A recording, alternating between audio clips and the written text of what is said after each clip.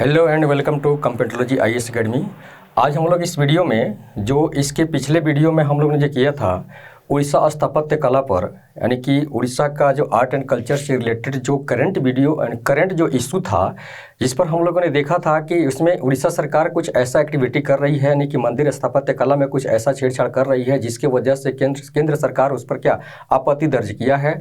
तो क्या कहानी था उसका, वो तो करंट में चर्चा था, तो उसकी सारी बैकग्राउंड जो थी हम लोगों ने उसको जाना, किस एक्ट के तहत केंद्र सरकार उस पर आपत्ति कर रही है, जियोलॉजिकल सर्वे ऑफ इंडिया का उस पर क्या अधिकार होता है, ठीक है। तो उसके बारे में हम लोगों ने सारा कुछ जाना। लेकिन अब यहाँ पर सवाल उठता है कि जैसे जिस भी आप स्टेट पीसीएस में हो या यूपीएससी के आप प्रीलिम्स के क्वेश्चन में देखते हैं तो इस तरह के क्वेश्चन आते हैं, या तो क्या करता है डायरेक्ट आपके जो करंट इशू जो होते हैं, जिस भी आर्ट एंड कल्चर से रिलेटेड जो करंट इशू होता है, डायरेक्ट उससे क्वेश्चन उठा कर दे देता है कि किस एक्ट के तहत ऐसा जो ये विवाद यहाँ पर खड़ा हुआ है, या फिर उससे जो आर्ट एंड कल्चर का स्थापत्य एंड कला का जो आपका यहाँ देखा जाता है कि उससे रिलेटेड जो उसका पृष्ठभूमि होती है, यानी कि हिस्टोरिकल जो बैकग्राउंड होता है उससे क्वेश्चन कर देता है। तो आज का जो डिस्कशन होगा करंट का तो पिछले वीडियो में हो चुका है, तो उसका हिस्टोरिकल जो बैकग्राउंड है उसके बारे में हम लोग आज इस वीडियो में चर्चा करेंगे, जिसमें है कि उड़ीसा स्थापत्य कला क्या है। तो उड़ीसा स्थापत्य कला के बारे में सबसे पहले देखा जाए तो इसका विकास 8वीं से 13वीं शताब्दी तक रहा, यानी कि उड़ीसा स्थापत्य कला में जितने भी मंदिर हैं, पुरी का जगन्नाथ मंदिर, ठीक है, उड़ीसा भुवनेश्वर का लिंगराज मंदिर हो गया, फिर से कोणार्क का सूर्य मंदिर हो गया, इस सब को लेकर अगर मुख्य तीन मंदिरों को चर्चा किया जाए तो इन सब को लेकर देखा जाए तो उन सब का एक क्या है यहाँ पर इतिहास दिया जा रहा है। एक तरह से एक कॉमन रूप में है, ये पहला पैराग्राफ जो यहाँ पर होगा एक कॉमन रूप में होगा, तो सब पर लागू होगा, यानी कि तीनों जो मंदिर स्थापत्य कला है उस सब पर लागू होने वाला है। तो जैसे इसमें कह रहा है कि इसका विकास 8वीं से 13वीं शताब्दी, कब से कब तक है, 8वीं से 13वीं शताब्दी तक रहा, यानी कि उड़ीसा स्थापत्य कला में मतलब कि 3 मंदिर जो यहाँ पर प्रमुख है उनका विकास जो देखा जाता है कि 8वीं शताब्दी से 13वीं शताब्दी तक रहा। इसमें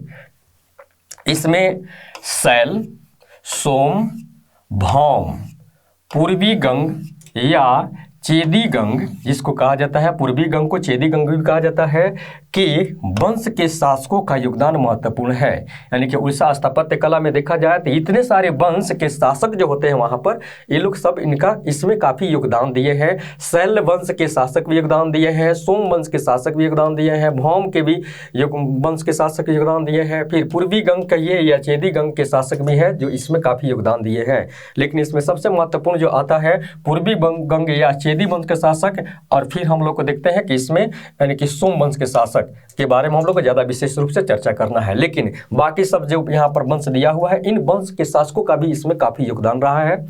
अब इसमें आगे है उड़ीसा के मंदिर मुख्यतः भुवनेश्वर, पुरी एवं कोणार्क में स्थित है। ये 3 ऐसा प्लेस है जहाँ पर बहुत ही बृहद पैमाने पर मंदिर स्थापत्य कला को वहाँ पर बनाया गया है, और यह 3 काफ़ी मतलब कि एक हिस्टोरिकल प्लेस के नाम पर आता है, यानी कि एक बहुत तीर्थ प्लेस भी इसको कहा जाता है, स्थान भी कहा जाता है।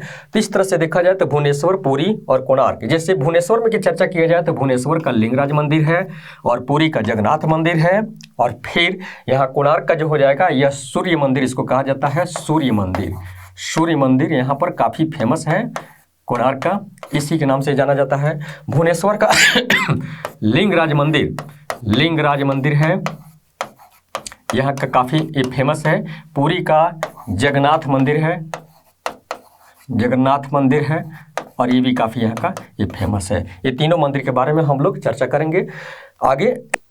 इन सभी मंदिरों में कुछ सामान्य विशेषताएं निम्न है, जैसे यानी कि तीनों मंदिरों के बारे में हम लोग एक कॉमन चीज यहाँ पर जानकारी प्राप्त करेंगे। जैसे पहला है इसमें देउल क्या होता है, यानी कि तीनों मंदिरों के बारे में देउल की चर्चा, जगमोहन, नटमंडल, भोगमंडल, परकोटा, और नोट में दिया गया है ग्रेनाइट पत्थर का प्रयोग।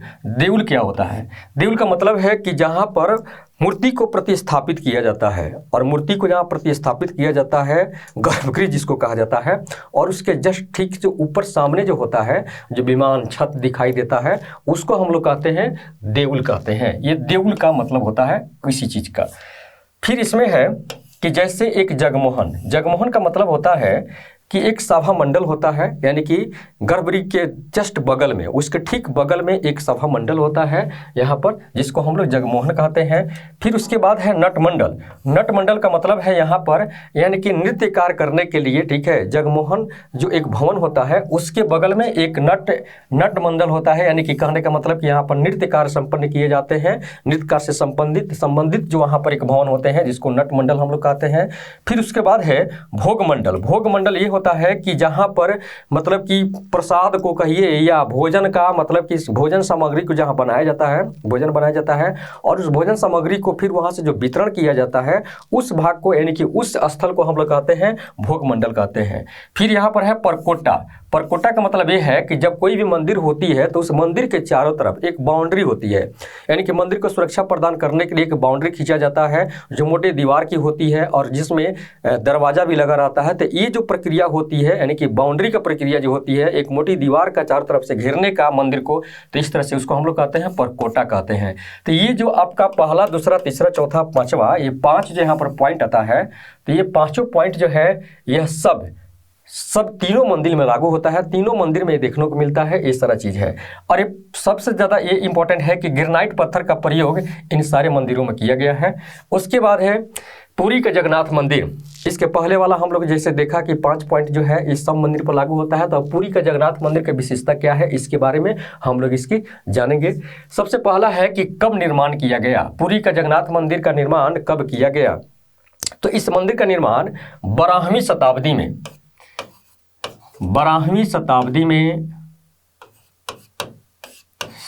में इसका निर्माण किया गया। और अगर आपको सन अगर दिया जाए तो इसमें 1110 के 10 ईस्वी में इसका निर्माण किया गया है। 1110 ईस्वी में निर्माण किया गया है, यानी कि समय इसका 12वीं शताब्दी का 1110। फिर है कि किसने बनवाया पुरी का जगन्नाथ मंदिर जो है, इसको किसने बनाया? तो एक आता है कि पूर्वी गंग के शासक, पूर्वी गंग के शासक इसका नाम है अनंत वर्मन चोटगंग देव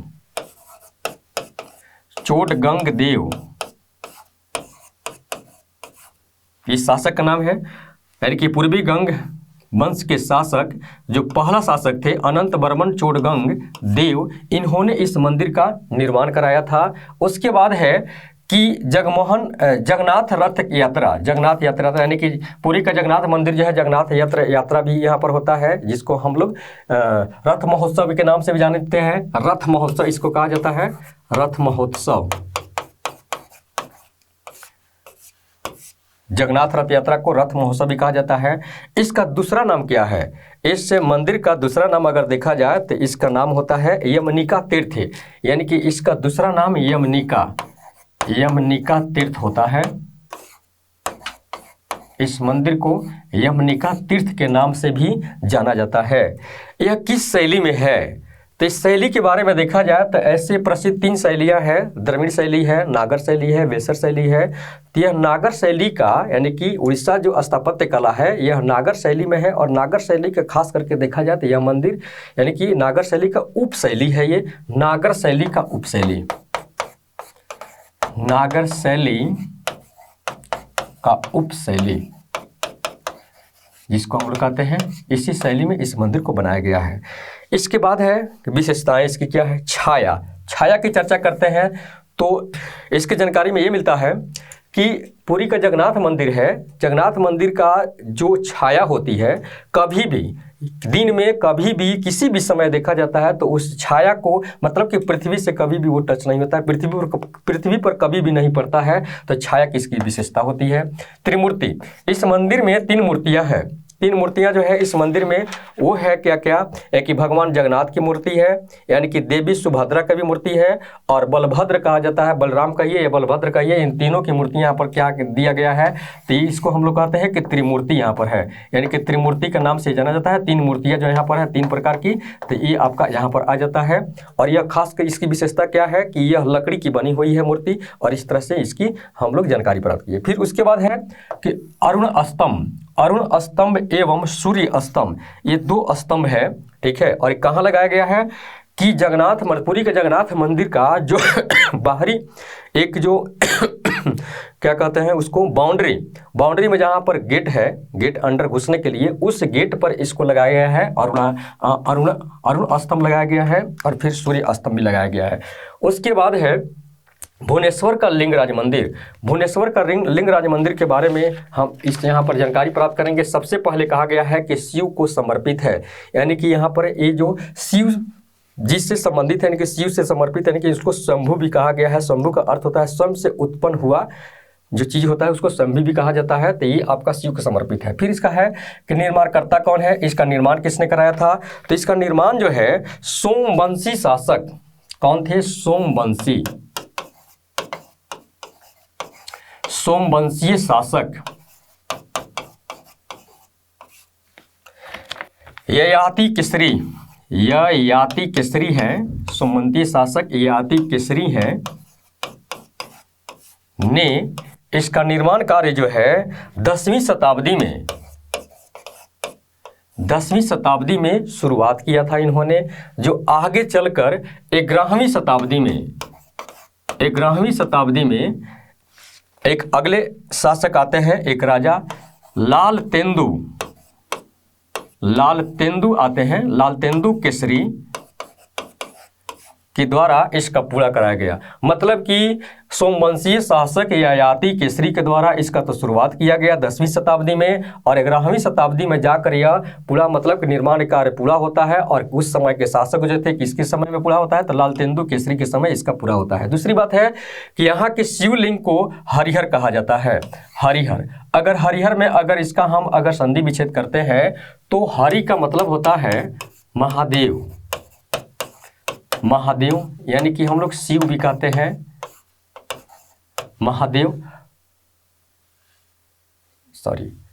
हरि का मतलब होता है महादेव नहीं, हरि का मतलब होता है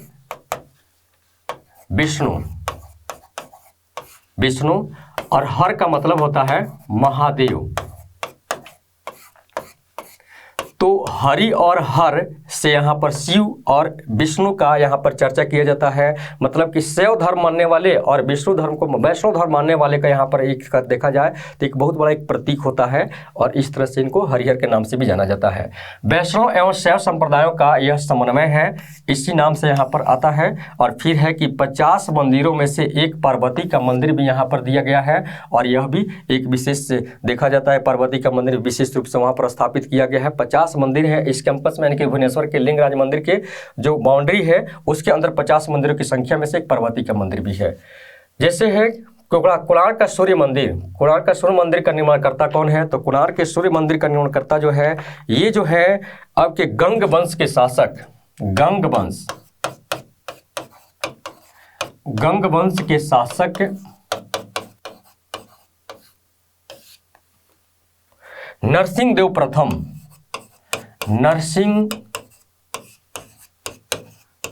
प्रथम के द्वारा इसका निर्माण कराया गया। ठीक, इसके बाद है कि सूर्य देवता के रथ के आकार का, यानी कि मंदिर का जो आकार है यह सूर्य देवता के रथ के आकार का है। ठीक है, देखने से इसको इसी रूप का दिखाई देता है। आगे है कि पत्थरों पर अद्भुत नक्काशी, यानी कि इस मंदिर को जिस तरह से बनाया गया है पहाड़ की चट्टानों को नक्काशी करके काट कर, तो उस तरह से इस पत्थरों पर अद्भुत नक्काशी, विशिष्ट आकार और शिल्प कला के लिए यह विश्व विख्यात है, जिसके कारण 1984 ईस्वी में यूनेस्को की विश्व विरासत सूची में इसको शामिल कर लिया गया है। दूसरी बात है कि इसको ब्लैक पैगोडा भी कहा जाता है, इस मंदिर को ब्लैक पैगोडा कहा जाता है।